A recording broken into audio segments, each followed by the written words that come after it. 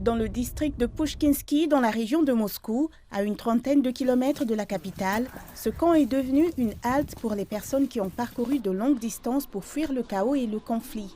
Il abrite près de 200 réfugiés, principalement des femmes et des enfants, originaires de la région du Donbass. Nous avons été évacués par notre gouvernement, nous avons été enregistrés, mis dans un bus et emmenés à la frontière. Et de la frontière, nous avons été accueillis par des Russes amicaux. On nous a emmenés dans le train, nous ne savions même pas que nous serions emmenés à Moscou parce que les gens étaient envoyés là où on pouvait les recevoir. Ils passent des tests médicaux, ils obtiennent des documents pour recevoir des prestations sociales d'un montant de 10 000 roubles pour chaque membre de la famille. Ils ont également la possibilité d'obtenir les documents nécessaires durant leur séjour en Russie.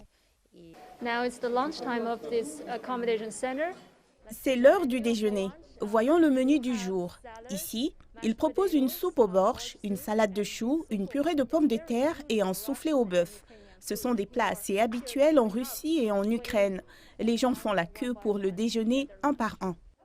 Le menu change tous les jours. Vous pouvez prendre des suppléments. Tout est très délicieux. Merci, nous sommes contents de tout, ils nous traitent bien.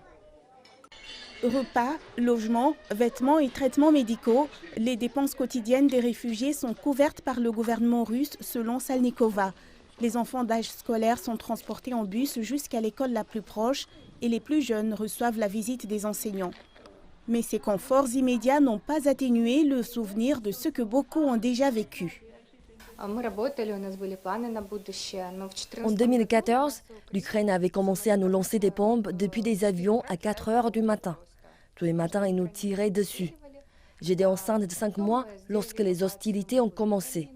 Le 3 janvier 2015, il y a eu des bombardements très lourds. Nous étions constamment bombardés. Cela ne s'est pas arrêté. Et maintenant, la situation dans le Donbass est devenue très grave. Des évacuations ont été annoncées. Le gouvernement russe a affirmé qu'au moins 260 centres d'hébergement temporaire fonctionnaient dans le pays, dont 8 à Moscou. Les réfugiés ont dit qu'ils avaient de la chance d'avoir reçu de l'aide. Mais chez eux, c'est chez eux, ont-ils ajouté. Et lorsque le conflit s'apaisera, beaucoup ont dit qu'ils espèrent rentrer chez eux.